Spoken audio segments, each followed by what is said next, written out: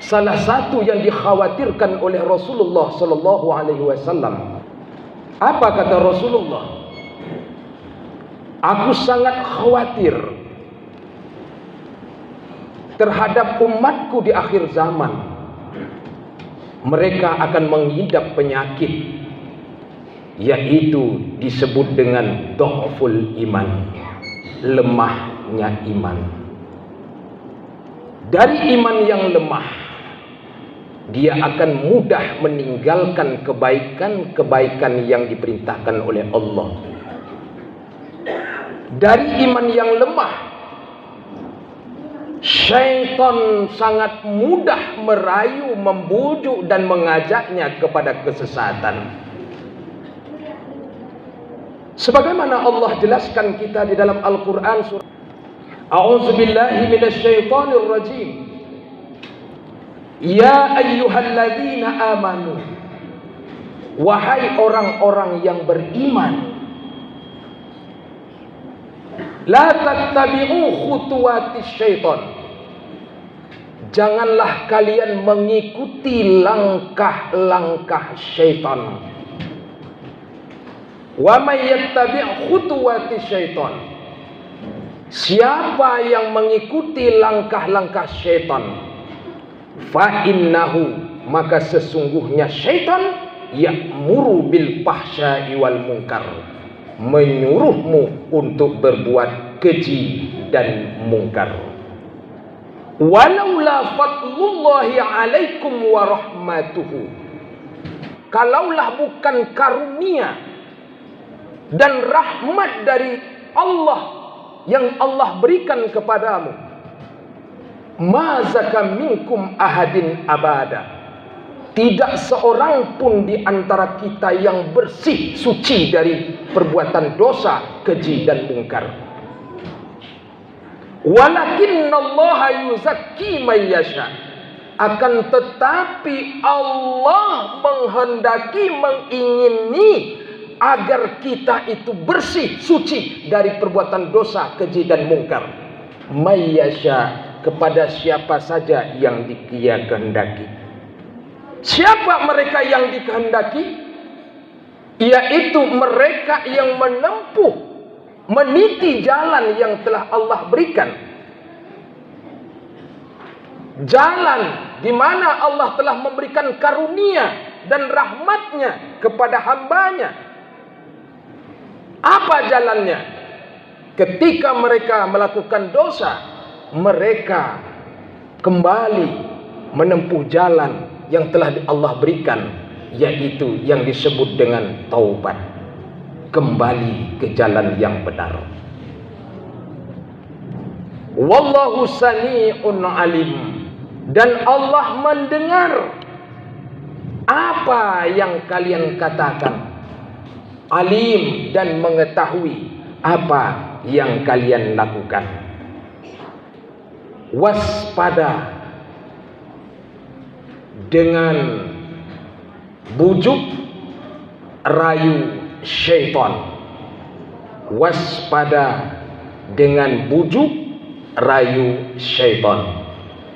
Kaum muslimin rahimakumullah, syaitan sebelum diciptakan manusia, Nabi Adam, dia adalah makhluk yang paling taat, yang paling mulia di sisi Allah. Dia ditempatkan di surganya Allah. Ketika Allah menciptakan Nabi Adam, golongan manusia, Allah perintahkan untuk bersujud, patuh, taat pada Adam. Syaitan menolak dengan alasan Adam diciptakan dari tanah yang busuk, sementara syaitan diciptakan dari api. Berkat kesombongannya inilah Allah laknat makhluk iblis ini menjadi makhluk yang terkutuk abadan, selama-lamanya. tempatnya adalah di dalam neraka abadan selama-lamanya. Kemudian syaitan mengajukan permohonan sama Allah agar dia diberikan kehidupan bersamaan dengan manusia Adam dan anak cucunya, dalam rangka berupaya mencari dan mengajak menyesatkan manusia agar mengikuti langkahnya syaitan, agar juga dimurkai oleh Allah dan menghuni di dalam neraka. Kaum muslimin rahimakumullah, ketika seseorang manusia, orang-orang yang beriman akan melaksanakan perintah Allah, syaitan sibuknya bukan main. Syaitan berupaya segala macam cara dilakukannya untuk menggagalkan seseorang itu agar tidak beribadah kepada Allah Subhanahu wa taala. Langkah-langkah syaitan yang pertama dengan cara diteror, dipengaruhi akal pikirannya, dipengaruhi hatinya, sehingga timbul rasa was-was, timbul rasa ragu-ragu. Dan kalaulah dia melaksanakan perintah Allah, dia tidak optimal. Inilah yang dijelaskan Allah di dalam Al-Quran surah An-Nas. Alladzi yuwaswisu fi sudurin nas. Syaitan mempengaruhi pikirannya, mempengaruhi hatinya, ditancapkan di dalam hatinya was-was, ragu-ragu, dan tidak optimal di dalam menjalankan perintah ibadah kepada Allah Subhanahu wa taala. Kaum muslimin rahimakumullah. Kemudian yang kedua, langkah-langkah syaitan dalam upaya menggagalkan seseorang, menggagalkan manusia, menggagalkan orang-orang yang beriman agar tidak beribadah, agar tidak menjalankan perintah Allah. Yang kedua adalah wa iz zayyana lahumus syaitan a'malahum.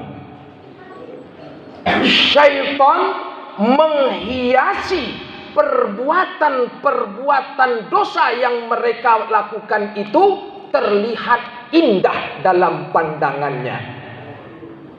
Ketika dia melakukan sebuah perbuatan dosa, terasa di dalam dirinya seperti biasa-biasa saja, tidak apa-apa.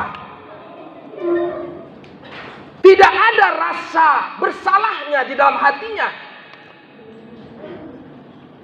Padahal syaitan telah mengelabui mereka.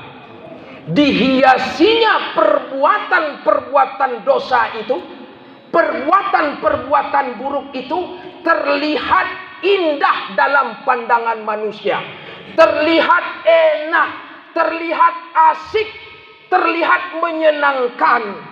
Padahal perbuatan-perbuatanlah dihiasi dengan bunga-bunga dunia oleh syaitan agar manusia terperangkap di dalamnya.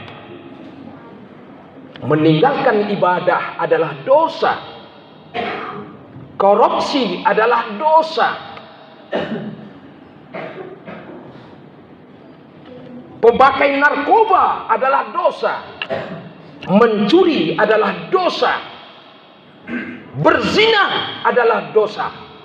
Tetapi dibungkus oleh setan dengan hiasan bunga dunia sehingga terlihat indah dalam pandangan manusia, terlihat asik, terlihat enak, terlihat menyenangkan. Padahal setan mengelabui manusia.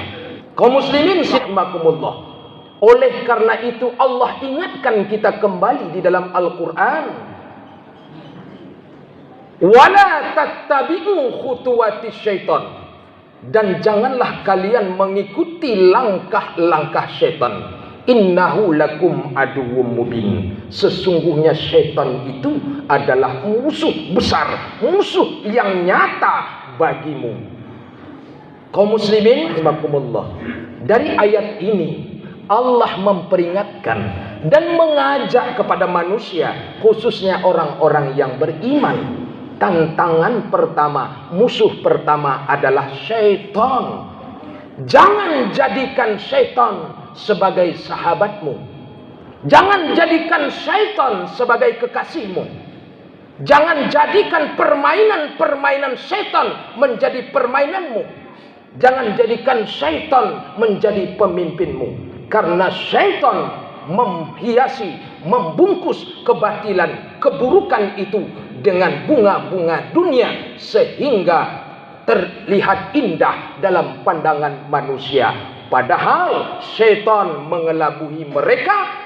Perbuatan-perbuatan buruk, perbuatan-perbuatan dosa itu terlihat indah, asik, menyenangkan, dan enak. Sehingga manusia banyak yang terperangkap di dalam perangkap umpan dari bermacam-macam kesenangan yang diberikan oleh syaitan.